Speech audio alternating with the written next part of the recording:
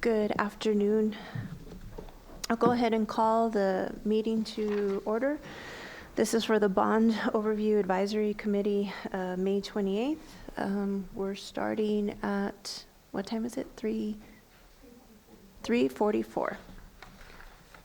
Would like to welcome our newest member. Thank you so much, Mr. Iglesias, for dedicating and volunteering your time, such as the other three members for BOAC. Appreciate your presence here. So item number 2 is we'll have the election of the chair. Ma'am, I'd like to move to nominate Ms. Emma Acosta as our chair. Second. All right, thank you. Ms. Acosta, the meeting is now yours to run. Thank you.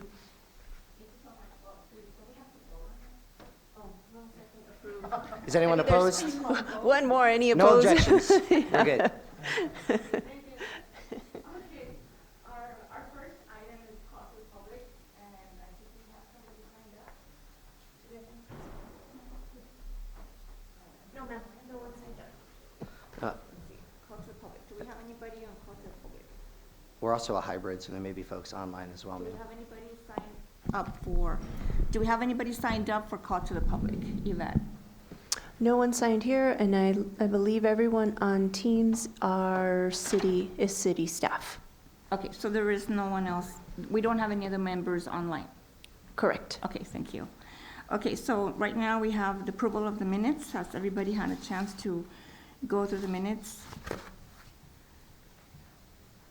And if so, I would entertain a motion to accept the minutes.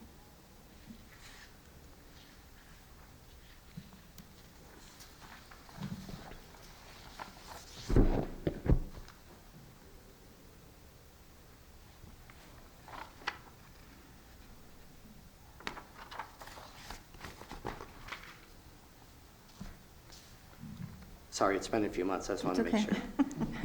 I move to approve. I'll second. Okay, there's a motion and a second. All in favor? Aye. Motion carries. Thank you. The next item is the approval of revised 2024 BOAC schedule. And Ms. Yvette, would you go over that? Yes. Where is it? If IT can bring up the schedule. If not, there are 3 more meetings that we have on the books for approval. That would be July 22nd. July It what? looks like IT does have it. Here we go. So July 22nd, September 16th, and November 12th. November 12th. Did you say this September? Why September 16th? That's like a holiday. It is a holiday. It's like a holiday. In El Paso, at least. Okay, hold on. So that would be July 22nd. It's a Monday. So I think we'd approved this at a previous meeting, and we're going to move to amend it last meeting for this meeting, but we didn't have quorum. But we didn't have Correct. quorum. So we could still move to amend if we don't want it to be on the 16th, ma'am. Is there any way that we can change to one on the 22nd? I won't be here. We'd have to check with, because this room is already reserved in advance, right? Yeah. Yeah, there is another, I think is the Historical Commission that meets on Mondays as well. And so that's one of the reasons why we have our predetermined each year.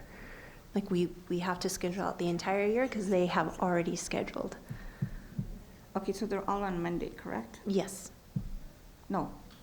The With 12th the is a Tuesday. exception. And that's because it 11th is it Veterans fell on a. Go ahead the and leave, thanks- go ahead and leave it like that. Yes? Yeah. Okay. We do have a vice chair, correct? Not anymore. Are we going to elect a vice chair today? Ma'am, is there a rep from the city Yeah, attorney's office in? You're right, because you were vice chair. Yeah. Did we have a rep from the city attorney's office in? Yes, they're online. Yes, I'm here. This is Roberta Brito. How can I help you? Hi, ma'am, Ryan Woodcraft. I know for one of the previous commissions, we did not have election of a vice chair on the agenda. And if we were to move to have a vice chair this meeting, would that be in opposition to the Open Meetings Act? Wow. What is I'm sorry, can you tell me what exactly the posting says? I don't have it in front of me. The posting under agenda number 2 is election of chair. We just Okay. now moved our Yeah. vice chair to the chair, which means that if we were to vote on a vice chair, it would not have been posted to the public. Yeah, I think it's safer to say don't do it this time and to wait because maybe we should have done it. And I review these, and I take responsibility in this too. Perhaps we should have said, selection of officers. Yeah, We were very specific. I So don't disagree. So, Ms. Fernandez, if we Yeah. can add that to the agenda for the next meeting, I would appreciate it. We still have the secretary, correct? It's still, I think it was Danny Perea. Yes, Ms. Yvette? Yes. Yes. Sorry. So we just need to elect the vice chair next time. Okay. All right, moving on then. So is there a motion to approve the revised BOEX schedule? I'll make the motion. Okay, there's a motion. Is there a second? I'll second. There's a motion and a second. All in favor? Aye. Any opposed? Motion carries. Thank you. Okay, item 6 is discussion and action on an update of the 2012 Quality of Life Bond projects. And we'll start with A, which is the Quality of Life Comprehensive Update, and then continue with MCAD, the Public Art Presentation. So Ms. Yvette will do the Quality of Life Comprehensive Update. And IT, if you can bring the presentation up.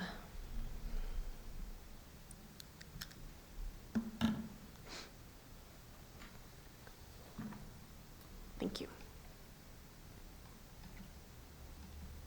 Okay, here we go. So what we'll be talking about is, as we've done, as we give our presentations, there's sometimes questions. So we'll review all the questions that were brought up back in January, go over all the programs, the status. Some of the programs are your modular play structures, the NIP, zoo, paved trails, and then also we had provided recommendations. So as it was made mention, it's been quite a while, so we'll go over those paved trails recommendations as well. So the request for information, add expenditures per year on the project's completed presentation slide, and those have been provided in slide 8. Provide the completion dates for MAC and Children's Museum along with opening. So we all have heard within the news, the Children's Museum, their grand opening will be this August 10th. With the MAC, we're currently completing punch-out lists. The project the scope of work has been completed, and so we're working with the contractor on finalizing and fine-tuning the scope of work that have been completed. So we're estimating to complete with that scope in July. Speaking with Mr. Ben Fife, they have already made the necessary hires that they need. They're working on programming, so we estimate that it'll be open later this year. Okay, but the opening for the Children's Museum is pretty much finalized? Yes, they've advertised and gone to media August 10th. Yes. And the BOEG committee will be invited? That will work most definitely, and we'll make sure our PIO office We've been listening to this for years now. is involved. Yes, please. Yes. Continue, Yvette.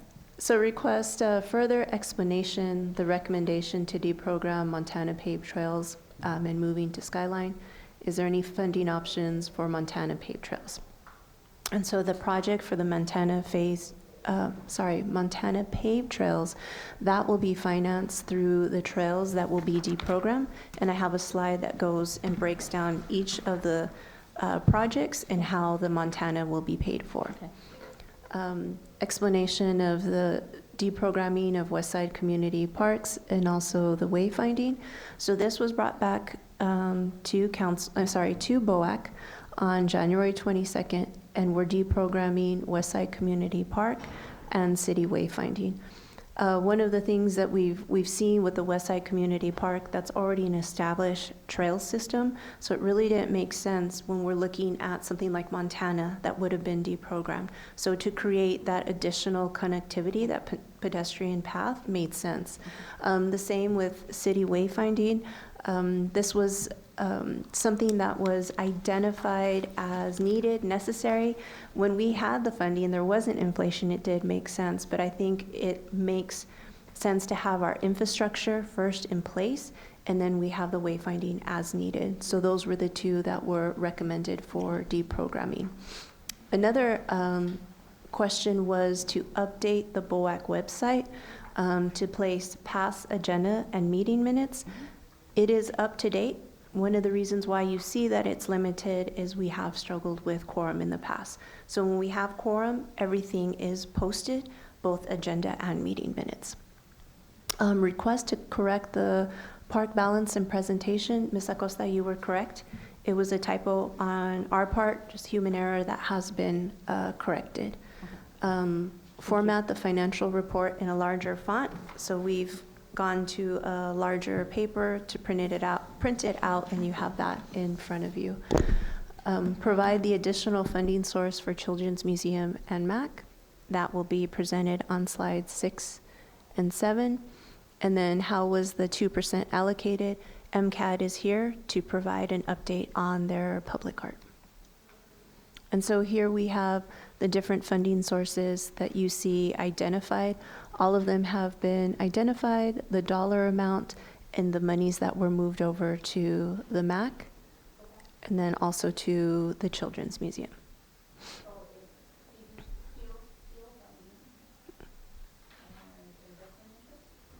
Correct. It's a little small for me. Let me. So you start, you see the, everyone's okay? The 210 for the COs, 11, 9, also street infrastructure, 2017, 19 capital plan, and 20. So that is from projects A that were realized, the CO funding, and then the second part where you're asking, that is investment. And then all the funding sources, just like I mentioned. 10, 11, 17, 18, and then it's identified with each line item. Yes. And then the Children's Museum, the monies that were changed, and that's what you saw, Ms. Acosta, on the question that you had here. This is the breakdown that was requested of how that dollar amount and the identified funding, oops, sorry, this is really sensitive, identified funding source.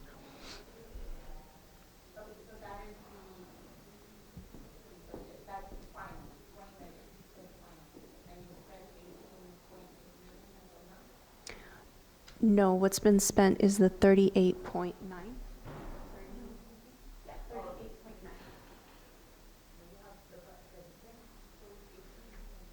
Correct, and then you see on this line, it's additional. Okay, I see. I was finding the deal. Okay, 20 million. So it's 38.8 million. Correct. Okay. All right, thank you for explaining that. And just for the recording, it was the 18 million and the 20 million, so it's 38.8 million, just so it comes out okay.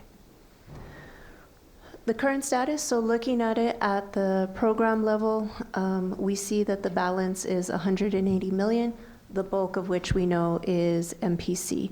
So we're finishing out the parks. MCAD has a small amount. The zoo, I have the updates of which projects we're completing. The library, that should be completed. That's the bookmobile. That one should be completed within the next 2 months. We're working on the procurement. And then MCAD will provide their update. So to date, 200, question? Yes. So real quick, and I'm not up to date with the news that's going on downstairs, how does the current situation with the zoo and the Zoological Society impact that budget amount? 0. Okay. Yes, sir. Thank you. Yes.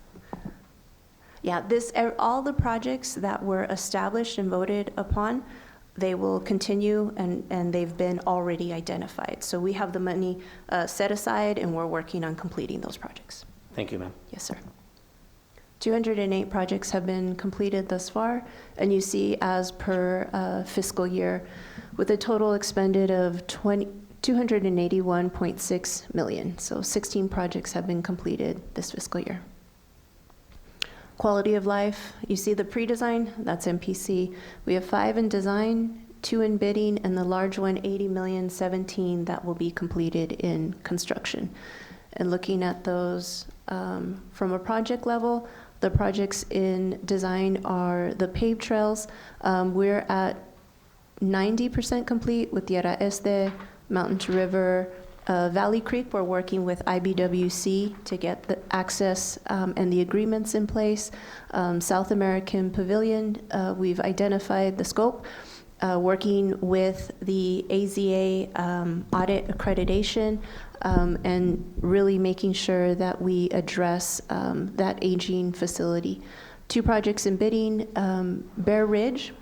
As you may have remembered when we spoke about this earlier in BOAC, El Paso Water Utilities does have a project there, so we're allowing them to get further along in their project so that when we bid, the bid prices are not delayed and the contractor will honor it. And East Cave, we're working on negotiations with the contractor, and that should start construction here shortly. These are the Yvette, 17 I'm sorry, projects. can Do I you go back? back? Yes, of course. Okay. The project in planning, the MPC for downtown. Mm-hmm. So you have an estimate of 180 million, which was the original estimate, but that's not the amount that's available right now, am I Correct. correct? Okay, so should you not put down, like, I know it's an estimate, but like available, like funding available, so it's, people don't think, oh, we still have 180 million, which we don't. We can change that on the next one. Okay. Yes. Please, Okay, thank you. will do. And so the projects that we see in construction, the majority are slated to be completed in the spring and summer of this year. The latest one being spring of 2025, which you see that being the Komodo Dragon that was recently approved by council a couple of months ago. So we're about, I think, 10% complete on Komodo Dragon. So ongoing work, we've completed the outdoor sports field, the shade canopies, rounds 1 through 4 on NIP. We should be finished with round 5 by fall of this year. The modular play structures, those are at JP Shaver and Sports Complex. They have been installed. The only thing we need are lights and landscaping, and those should be completed in July of this year. The El Paso Zoo is in progress, trailheads, and then the paved trails are under development. Trailheads and paved trails, Can you go back? of course. Please. Okay, so the open space land acquisition real estate department has received. Okay, so it says 2 of the 3 appraisals for parcels. So you have more parcels. How many parcels do you have So, for open space? sorry, there were 3 priorities for open space, and due to the amount that the appraisals came in, only 2 were able to be purchased under this open space. And so it's Avispa, which we're currently working on. And then the second one, I believe, is Scenic Drive that we're working on. And what we could do in July is provide an open space update. Okay, thank you. That was the final amount left for the MPC. So trailheads and paved trails. Any budget for Yeah. MPC. So the Palisades, that is under development with El Paso Water Utilities. If you'll remember, they're working on their arroyo and also the improvements at the dam located there at Palisades. Once they complete all that work, then they will transition over to Palisades. I made mention on Bear Ridge, and then Mountain to River will be looking to place that bid set out to advertise, I believe, in July. Okay. So this is a snapshot again of Palisades, where El Paso Water will make the improvements, and we're working in collaboration with them. This is the layout for Bear Ridge with our parking and amenities. One of the things BOAC had asked is please include it within the work that El Paso Water is already doing at the Arroyo. We worked with them, we worked with the contractor, the cost came back pretty high, so it was cost prohibitive. So we'll advertise this project as a low bid. Okay. Here's the Mountain to River trailhead that we've been working on with TxDOT. They've approved of the location, so we'll include within this advertisement the wayfinding along this site, the trailhead, and then the crossing at Borderland, which we worked with the railroad to have a safe crossing over the tracks. And that's just phase one. So Avispa will be the natural trail, and that's what we're working on with the acquisition of that open space. Okay. The paved trails, so this is the list of the paved trails. Rio Grande Trail North, that should be completed here this summer, and then we'd like to follow up once we have the agreement, Valley Creek. So then that west side location will be complete with providing access to that trail. We will be working on getting the Montana to I-10 out for advertisement. And then also completing the, we've completed, the Ascarete to Riverside. So here, just as a recap of what we discussed back in January, is the reprogramming of Westside Community and City Wayfinding. Also reprogramming some of the trails out in the Northeast. And what that allows us to do is to finish all 4 segments from Montana to I-10. So we have that segment in what TxDOT is also working on, right, at Montana, so you have more connectivity.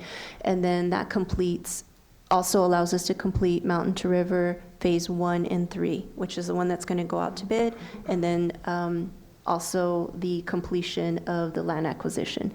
So then that leaves us with Rainbow Vista to John Hayes, and that will complete out the entire trail program for quality of life. So, Yvette, the Yes, ma'am. Montana to I-10 has been approved by council? Yes. Have these been approved by council? Actually, all of these have been All right. approved by council. So when our next one comes up to bid, and if the bids for award, when that comes in, should that come in higher, if I need to deprogram, I'll take them at the same time. So council's not seeing bits and pieces, they see a comprehensive package of what we're doing and how we're accomplishing this program. All right. Okay. Thank you, Yvette. Yes, and then that completes the presentation. Any additional questions or slides that you would like me to go back to? Not today. Okay, thank you. I did have one question. Yes, sir. For the zoo and for like the paved trails, I'm sure the zoo is able to see how much foot traffic is going through quarterly, monthly, yearly. Is there anything for the paved trails as well? There could be some platforms that we can use with in planning. I know that we did utilize that when going to council, if you'll remember, when we went for the Rio Grande Trail, Okay. really understanding how much usage there is within that area. We could look at existing trail. Is that the question, to look at existing trails? Yeah, just because of what's being deprogrammed, what areas being mostly used, I think it would be, besides like monetary, I think it would be good for us to see how much traffic is going through each trail. Okay. Of city wayfinding and the West Side Community, that wouldn't impact any usage. Those are just amenities to the trail. So we could look at the northeast section. Perfect. Okay. Thank you. Did you want to add? Oh, no, I was just going to say, if the question is just about attendance or usage, typically we lean on the streets and maintenance department because they do maintenance and just, they're looking at metrics like amount of trash generated, anecdotal evidence, but it's hard, as you mentioned, not having somebody actually clicking you in and out. Even that would be great for us to see just like which part do we need or which paved trails. Okay, we can try to request that. So you're asking about the zoo? You wanted to see there was I a, just want to see like numbers, if all these projects that we're doing, if it's bringing more traffic. That would be more food traffic? Yeah, like if after projects are completed, if that's bringing more traffic to the. I don't think there's a paved trail that connects to the zoo right now. No, like it's two separate. Attendance at the zoo. So what we could do is, the most recent one was the penguins, and we could ask to see if they're spiking attendance. Or are you talking about a paved trail inside the zoo No. or outside the zoo? Essentially, like I want to see if we have like metrics of traffic throughout the paved trails. I want to see like if we're spending all this money and resources to paved trails, if we're seeing an attendance of people or, maintenance up increasing. Yeah, I think what Mr. Iglesias is saying is he wants to see the return on the investment, right? If we're going to put a whole bunch of money into something, are people actually using it for the amount that we put in. Correct. I don't disagree. I think that's good. I think there's one thing that we learned from some of the last investment that we did on trails was when they added the canopies with the recharging stations for individuals, and we found out that those were not being utilized. So we're hoping that you're not continuing that process on the other trails. Okay, all right, thank you. So, sorry, just for clarification, when we come back in July, do you want to see Just any number. the increase at the zoo after Penguins was opened, and then? That was the latest project. Yes, sir. I'm doing my best to backtrack everything, but I just feel like worst case comes, like they're trying to decommission the project. So we can show these numbers, like it actually. So just for clarification, nothing's being deprogrammed for the zoo, but I can get you those numbers, and then we'll look to see what we can find on attendance and usage of our trails. Thank you, Yvette. All right, IT, if you can please bring up the public art presentation. And would you identify yourself for? Yes, ma'am. For the record? For the record, Ben Fife, Managing Director of Quality of Life. At your request, I am here to present on the public art projects that have been realized through the 2% allocation from Quality of Life bonds. What I'm going to do is actually just walk you through very, very briefly on the structure and process of the program itself. Then we'll go into financials, and then I will provide you a visual tour of all of the projects that have been completed. So to date, the program was initiated by ordinance in 2006, so we are coming up on our 20th anniversary. That ordinance allows for 2% of allocation of net proceeds from any bond or debt obligations for capital projects to go to art integration.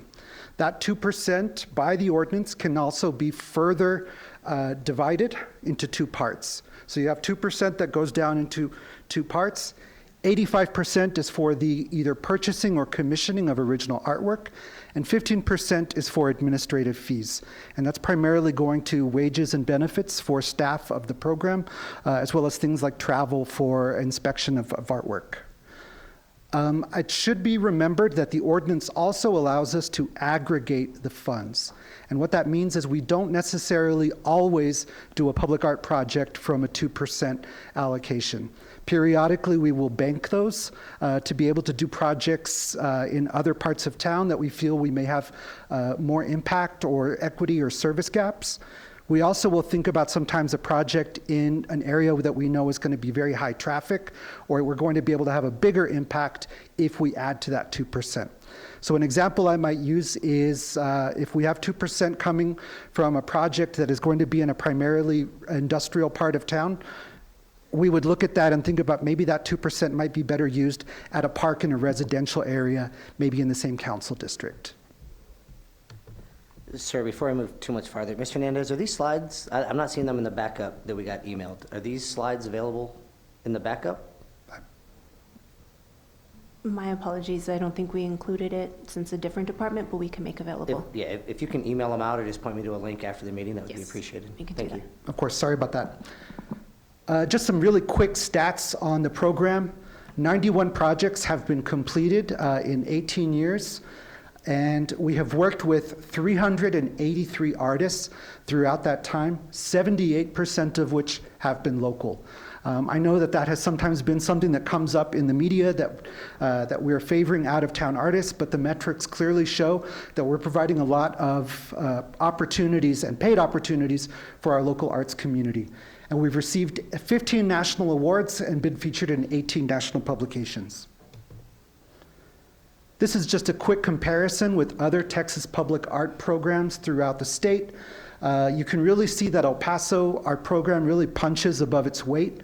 I think the metric I love the most is comparing us to the Houston Arts Alliance, which has 10 staff and completes about 3 to 4 projects a year, whereas we have 3 staff and complete typically about 8 projects a year. So it's almost the inverse. But staff is really good at making sure that we stay on time, and we do have a really good working relationship with the Capital Improvements Department to ensure that things move very quickly and efficiently. Ben, Yes, I have ma'am. a question. On the initiation of the public arts program, are you sure it was 2006? Yes, ma'am. Because I remember that it was City Representative Larry Medina that actually established the 2% for the arts. So I think the conversations happened earlier, but in 2006 was when the ordinance itself passed. Okay, but the program was in existence before that. No, not until it was established by ordinance. The previous city department that handled the city's art collection, which was called the Arts Resources Department, had 2 works that had been donated to the city, and they took care of those, but it was not necessarily negotiated or created through a formal process. They were just gifts. Okay, all right, thank you. Just quickly on the process for public art, you can see there are a lot of steps, and there is input and community involvement threaded throughout. And it starts with meetings with the Capital Improvements Department. Oh, we lost a monitor. Yes. Oh, there it is. With the Capital Improvements Department, and we look for opportunities for art integration. We put together selection panels made up of user departments. What I mean by that is if we are going to be talking about renovation of a library, we will have representatives from that library, from the library department embedded into that artist selection panel, as well as people from a neighborhood association in that user area, as well as the architects, engineers, and design team for the project itself. This all gets approved by a public art committee. We have contracts that then get executed. The artist then is mandated to do outreach, and oftentimes that means research out in the community, as well as community meetings to be able to submit ideas for the community to tell them if they are on the right track or not. The Public Art Committee then finalizes or approves their final design, goes to fabrication, and then we go to dedication and unveiling. Sir, real quick, and it may be a small nuance. Yes. Do the costs for the outreach come from the artist, or do they come from the 15% of the funding for staff? Both. Okay. It really just depends on the project itself. Oftentimes, though, for example, if it is an out-of-town artist, if they're traveling into El Paso to be able to do those community meetings, that's from their budget. Okay. But, we will buy things like water, pay for the use of maybe an elementary school cafeteria for the night, things like that. Yes, sir. Thank you. Ben, who appoints the Public Art Committee? So that is appointed by the Museums and Cultural Affairs Advisory Board, and that by ordinance, that body is, individuals have to either be artists or familiar with the arts community, engineers, architects, landscape designers. Thank you. So here is what the drum roll, I think, for you all, what you have asked for. Through the Quality of Life Bond in 2012, overall, the 2% issuance is a little over $9 million. With that, we have completed 28 projects, and we have another 3 that are currently in progress. And right now, we have expensed about $6.7 million, both with admin and project fees. Now, For these that are unexpended amount, is that already allocated and projected, or is there going to be some surplus? so right now, it is not entirely allocated. Some of it is, but for the most part, it is not. So if there is a surplus of the unexpended amount from the budget, once these projects are complete, where does that go? We typically bank that, and then that goes to, again, a project that may not necessarily have enough funding to do something impactful, or I can show you some examples of projects that did not have any project affiliated with them. A good example is the August 3rd Memorial that we're working to complete right now, where we take our banked savings to be able to create a piece that the community is asking for. So I think my request for that would just show us where that goes. This is how much was left over. Here's what we're doing with it. And then whenever it comes back, be like, hey, we pulled this 800,000 that was left over from here and we're applying it here, just so that the taxpayers have that transparency on where the Sure. money that they approved is being spent. What I would say is we can just add, and I actually should acknowledge we have staff here. Miriam Garcia is the public art manager. Claudia Cardosa is MCAD's assistant director. Thank you, ladies. I think we can add to our process. Typically, we go to the council every January or February with our plan for the calendar year. I think we can just make sure we're on the BOAC agenda around that time as well to show what the plan And I don't is. want to add any undue bureaucracy or anything to it. I think it's just, if there's a bullet for transparency for the taxpayers that just see slides and don't follow the whole process, I think that would be helpful. Understood. So I have 3 pages of very tiny text, apology, but these are all the projects that have been completed.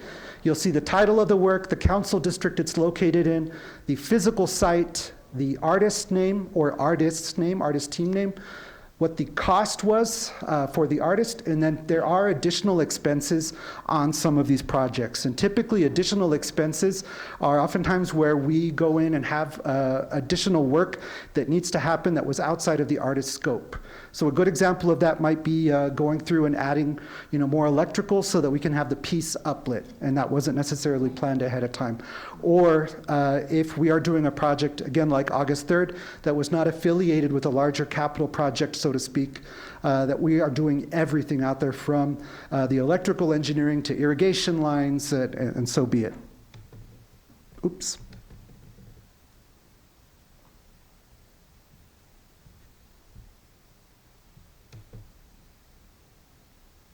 And now I get to show you pretty pictures of all of these works that have been completed. So first, actually, Ms. Acosta, this is actually one of the 2 pieces donated to the city prior to the public art program being structured the way it is. But we did use quality of life funds to actually conserve the iconic lagartos in San Jacinto Park when the park was being completely redesigned. The lagartos themselves had become so brittle and fragile that the conservators let us know that they probably only had a few years left before they just completely broke apart. So we used funding to actually pay for their conservation to ensure that generations of El Pasoans will be able to enjoy this iconic piece. This is the Crime Victims Memorial located at Ralph T. Cloud Park. This is Silver Lining, and here we used funding for lighting upgrades for the piece that is located around the Chavez Theater. What is that supposed to reflect? So it's really funny, there used to be some really scraggly palm trees that had originally been part of the design for that building and never really took off very well, but we kept them there for decades trying to make them work, and they didn't. And so the artist who was hired actually to do some other design work at the convention center campus decided that that element was really impactful, and she wanted to go ahead and include that in her design. And so that's what they kind of reference, but in a very space age kind of way. I've been asked if they're angels, and I'm like, I don't know. It depends on who the artist is. Exactly. Well, I think it's actually depends on how someone's looking at them, I think, which is the beauty of a lot of these works too, is it really allows viewers themselves to kind of inject their own meaning into the works. But when we upgraded the lights, this means that we have a much easier time changing the lights. And so, for example, we are able to change the lights for, to honor police officers, to honor the victims of, gun violence. When Wicked came to El Paso, the lights were green around the Chavez Theater. So this is Aguacero by Sebastián, and this is at the Paso del Norte International Bridge. This is Sombras y Luz, and the funding was used to actually re-powder coat this and relocate it. Original location was Cleveland Square Park, which was getting a full redesign as part of the MAC larger project, and so this public art piece was removed and brought to a new home in Lionel Forty Park. And so it's a nice complement to the theming of Chapoteo Water Park, which is Mexican themed. This is Time Expanding at the Museum of History. This is Chroma Booster, which is located in the pedestrian pathway. This is a 40-foot tall sculpture that is interactive. Kids and families have a variety of knobs, levers that they can play with that will actually shoot out either mists or actually squirts of water. The cool thing about this piece is it actually can bring the temperature down about 3 degrees in the summer when it's going. So as people are coming in and out of the ballpark, we'll make a note. This is Points of Light. This is a piece under the Durango Bridge. Oh, sorry. Reflections of the Desert by Creative Kids, also on the pedestrian pathway. This is Nebula at the Irving Schwartz Branch Library on the east side. This is in the atrium looking up. This is Lamara at the El Paso Zoo, which we were discussing just earlier, and this is outside of the new event space. And it's hard to see here, but actually the giraffe head is actually made up of hundreds of different animal silhouettes. This is Sun Pavilion at Blackie Cheshire Park. Wagon Sprouts at Travis White Park in East Central. This is a reading garden for kids. It's inspired by Jack and the Beanstalk, and actually, if you look really closely, the petals, the red petals on those flowers are actually radio flyer wagons. Marquise at the Westside Natatorium. Persistencia, sorry, my Spanish is not so great, at the El Paso Zoo. Kids Zone at the Richard Burgess Branch Library. Jackrabbit jumps the Bartlett Ball at Bartlett Park on the west side. This is Crescendo at Camp Cohen. Mythical Mayans at Lost Kingdom Water Park. Voids, which is at the Valle Bajo Community Center in the entryway. As you gaze upwards, these sculptures greet you and the light changes throughout the day. Folklorico at Chapoteo. Living Desert, and this is at the Polly Harris Senior Center. Narrativa at Sylvia Carrion Community Center in the Lower Valley. This is a really unique piece because the artist worked with school kids in the area who all designed circular components that were then fabricated in metal and combined to make this huge canopy. And as the sun moves throughout the day, you get the kids' designs on the sidewalk. Oasis at the Beast or Eastside Regional Park. The Waco Tanks Archway also at the Beast. This is Desert Blossom, which is at the entrance to the Chuck Heinrich Memorial Park.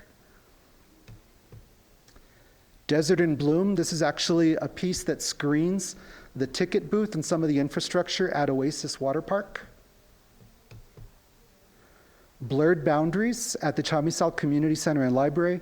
This is a good example sometimes of when an artist gets a design contract from us. So the artist worked on a painting that's maybe about the size of 2 of these tables put together, and then staff worked with fabricators and engineers to have it completely blown up and reproduced in glass that lights up at night. And ma'am, you had a question? Week, Simi. Yes. He did a tour of The murals downtown. Yeah. Yeah. Very interesting. Yeah, and this is a great example too, I think, of working with a local artist. This artist grew up in the projects around this area, gets to come in and do a project, a major public art project in his, the area that he grew up in, and really connect with a lot of families that he's known for a very long time. Desert Agave at Clardy Fox Library. This is Treacherous Crossing, I think more popularly known as the Men of Company E. This is actually located at Cleveland Square Park. We actually do have 2 pieces, ma'am. Yes, that is correct. So there is a more modest, I heard that. There's a more modest piece located next to the Acosta Sports Center. The community, along with a lot of stakeholders, really felt that the story of the Men of Company deserved something a little more grand. And so we worked with them. The original plan was to move the piece, but we knew that it probably wouldn't survive the move. So we decided, why don't we just give a whole second piece to the community? The story is certainly worth telling twice. And so we were able to inaugurate this last year. This is Camino Real and Pavo Real at the Pavo Real Rec Center. Oops, sorry. This is Nopal, which is in the children's reading section of the main library as part of the newly revamped kids section. This is a reading corner, obviously made out of a giant cactus, out of, is it fiberglass? I can't remember. fiberglass. And then Weatherscape, this is a kinetic canopy that is part of the Children's Museum.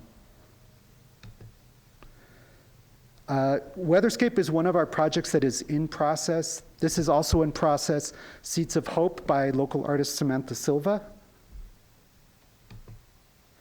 And then this is a rendering of the August 3rd memorial that is actually under construction now, and we are working very, very aggressively, we meaning staff, to make sure that we are ready to go for the 5th anniversary this year is when we're hoping to dedicate this piece.